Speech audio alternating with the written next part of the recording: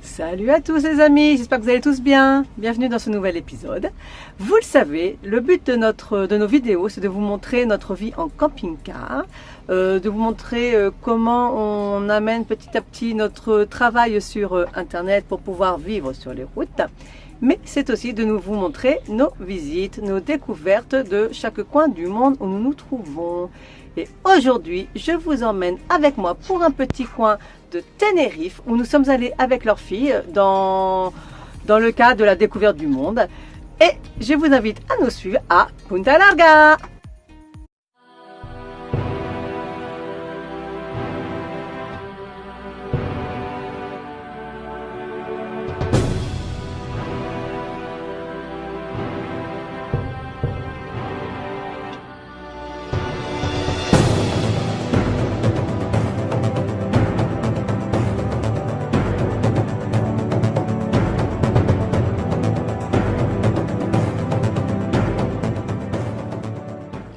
Salut! Alors aujourd'hui nous sommes vendredi et vendredi je voulais faire une randonnée, seulement j'ai pas pris le temps de regarder assez tôt et j'arrive pas à trouver une randonnée assez proche, assez rapide, enfin voilà. Du coup je me suis dit on va sur l'autoroute, on prend la première sortie qui nous tente et on verra bien où on atterrit. Et du coup nous sommes à Punta Larga qui est juste avant Candelaria.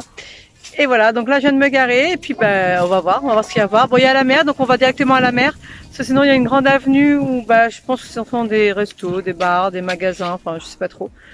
C'est pas ce qui m'intéresse vraiment, mais donc on va aller voir vers la mer ce qu'il y a, si c'est sympa ou pas.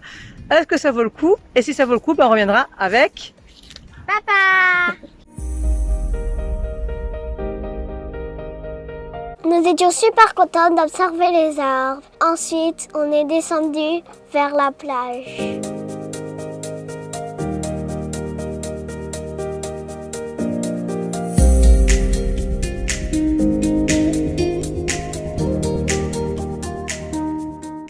Nous voici à Punta Larga, au nord-est de l'île, une ville à côté de Candelaria.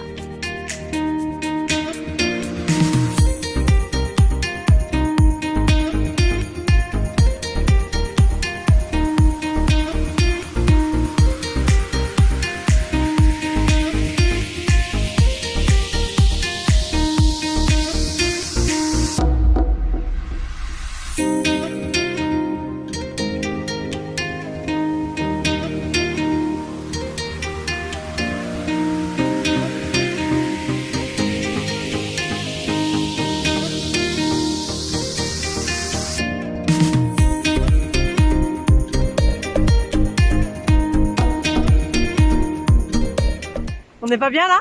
Oui, on est à la plage et on va l'autre route.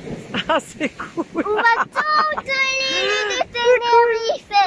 Non, on est bien là, regardez derrière nous. On va à Tenerife, mais si on est là au fond, on voit un peu Tenerife. On est entouré d'eau. Ah bon? Alors les filles disent que l'on voit Tenerife, mais techniquement nous sommes sur Tenerife, donc jusque là tout va bien.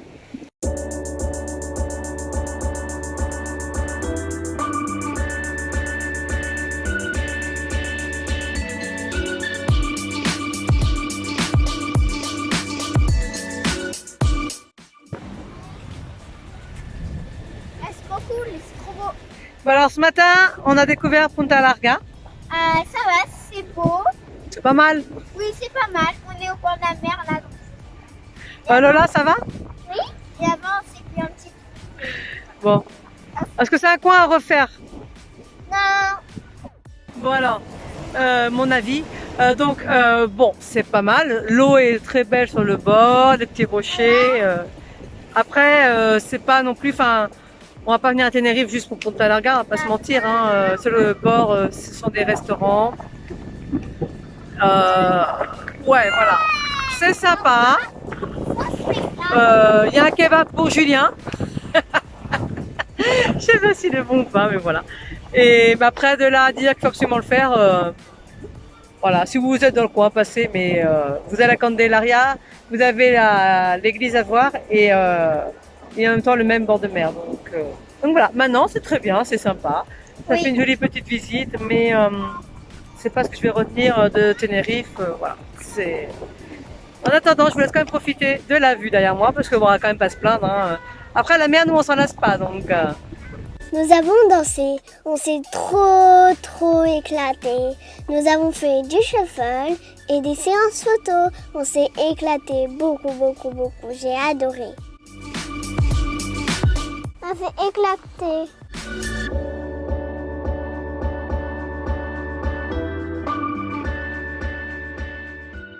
Nous avons travaillé notre motricité. C'était génial, on s'est trop bien amusé.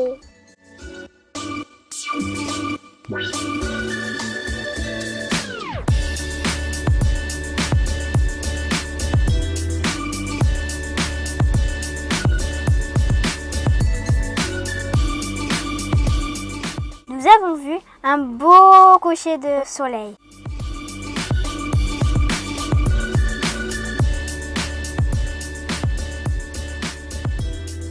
Et voilà. Bon, comme vous l'avez vu, c'était super sympa, hein. Mais bon, voilà, c'est un petit coin de plage. Je pense pas qu'on y retournera. On a plein de choses à découvrir et je pense des choses vraiment typiques et magnifiques de Tenerife. Mais en tout cas, je suis contente de le connaître, donc déjà c'est le principal. Vous le savez donc, visiter c'est bien, mais il nous faut aussi travailler. Et oui, car il nous faut quand même préparer nos business pour pouvoir partir. Alors jusqu'à maintenant, nous allions dans un café, enfin dans des cafés, mais surtout un où le service était super sympa, on consommait sur place. Il n'y avait pas grand monde parce que avec le problème, le virus du coronavirus, autant dire qu'il n'y a plus de touristes, il n'y a plus rien, donc on était vraiment nous tranquilles vraiment dans le café. Jusqu'au jour où Julien s'est fait jeter, soi-disant il n'avait pas le droit de travailler, alors qu'en fait on a tout à fait le droit, surtout qu'on consomme. Donc du coup il nous a fallu trouver une solution. Et c'est à ce moment-là, alors moi j'avais déjà pensé il y a plus d'un an, enfin nous j'avions déjà pensé il y a plus d'un an, mais on s'était dit c'était pas la peine, on était en maison, on avait toute l'électricité qu'on voulait, enfin voilà, c'est un autre mode de vie, du coup on n'en a pas eu l'utilité. Et donc là, la question du coworking se repose de nouveau.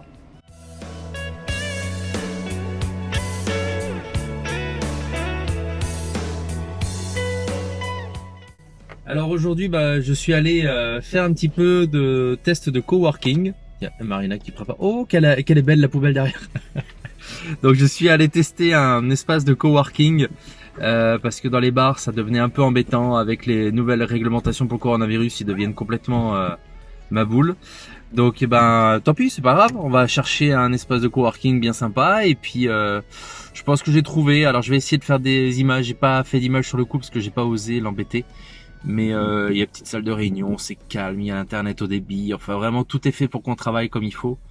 Donc si je peux, je vous montre ça rapidement.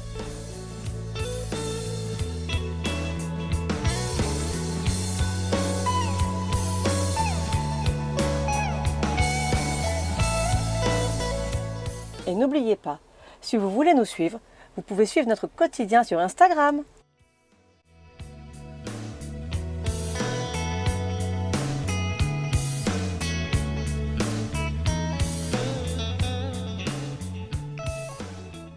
Depuis quelques mois maintenant, je me suis mise au yoga. Ceux qui me suivent sur Instagram, j'en ai un petit peu parlé déjà. Et le fait de vivre en maison sur roue nous rapproche de la nature. Mais honnêtement, se mettre au yoga en plus nous permet de nous connecter, me permet de me connecter vraiment totalement à la nature. Donc c'est vraiment une sensation géniale. Et pour moi, ça clôt en fin de compte tous nos projets de vivre proche de la nature, proche de la planète. Alors, c'est vrai que nous on profite de paysages de fou, mais alors honnêtement, essayez pour ceux qui n'ont jamais essayé.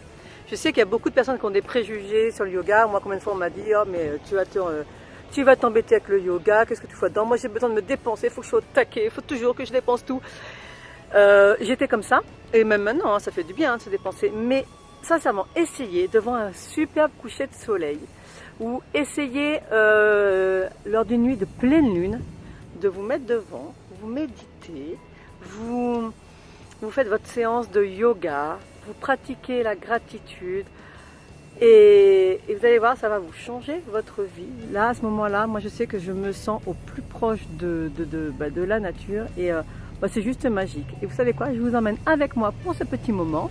Et attention, hein, c'est un petit moment que nous allons pratiquer en famille. Et alors, c'est encore plus magique.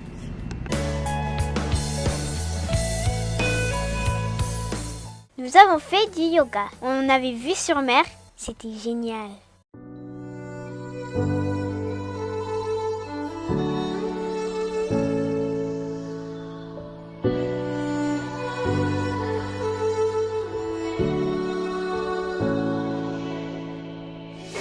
Day in, day out, it's the same road we're walking down. Same job, same town, 'cause we've been told that's the way our world goes round. Walking on the grounds we've always known, stepping on the footprints in the snow, but when it melts the other ways will show. Vous l'aurez compris, notre changement de vie ne concerne pas seulement notre habitation, mais bien notre mode de vie complet. Aujourd'hui, nous profitons de nous cinq, de la nature et de tout ce qu'elle peut nous apporter, comme ces magnifiques nuits de pleine lune. Si vous avez aimé notre vidéo, n'oubliez pas de la liker, partager, commenter, abonnez-vous et n'oubliez pas, Choose Your Life, tout est possible. À bientôt!